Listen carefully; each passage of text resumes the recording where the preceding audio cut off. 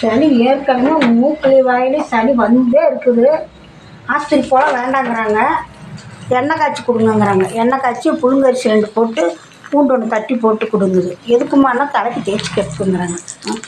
நான் என்ன பண்ணுறது? அவர் வந்தால் என்னம்பாரு, அது எது எப்படி சொல்லுதோ அப்படி செஞ்சு கொடுத்துட்டு போமா, ஏமா நீ அப்படிம்பாரு.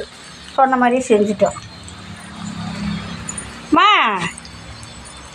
மா இங்கே பாருங்க, கொதிச்சிருச்சு. அரிசி பொறிஞ்சிருச்சு. பூண்டு தட்டி போட்டிருக்குறேன். சுடுது, கொதிக்குது. என்ன பண்ணுறது? என்ன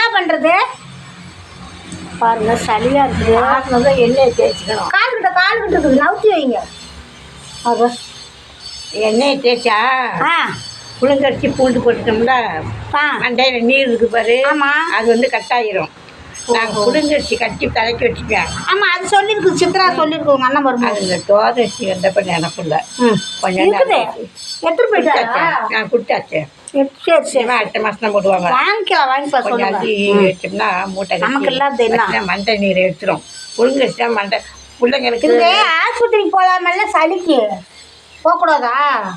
ஆஸ்பத்திரிக்கு போனால் அவன் நீர் எடுக்கணும்பா. ஓ, அவன் எடுத்துருக்காங்க. எனக்கு நீர் எடுத்தால் மறுபடியும் தொந்தரவு. எனக்கு எடுத்துருக்காங்க. இப்போ ஒரு 30 வருஷம் சளி பிடிச்சிட்டு மூக்கில் ஒழுகிட்டு. இப்போ எனக்கு மூக்கில் நீர் எடுத்த 30 வருஷம் இருக்குது. எனக்கு காய்ச்சி எண்ணெய் தேய்ச்சி தண்ணி ஊற்றுவோம், சரியாக போயிடும். அப்படியா? மண்டை நீர் எடுத்து சளி பிடிச்சப்போ எண்ணெய் கூட தொடக்கக்கூடாது. புழுங்கரிசி போட்டு நல்லெண்ணெய் கொதிக்க வச்சு கொஞ்சம் அரிசி புழுங்கரிசி ஊடு போட்டு மண்டை நீர் பூண்டு ஒரு பெருசாக போட்டு தட்டி போட்டுனா குழம்பு குடிக்கிறேன். குமார்.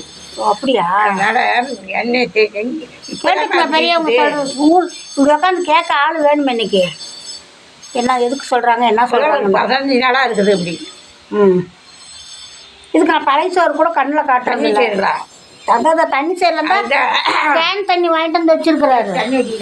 காலையில் தண்ணி வாங்கி வச்சுட்டு போய்க்கிறாரு. எங்களுக்கு உப்பு தண்ணி எங்களுக்கு பழக்கமாகி போச்சு.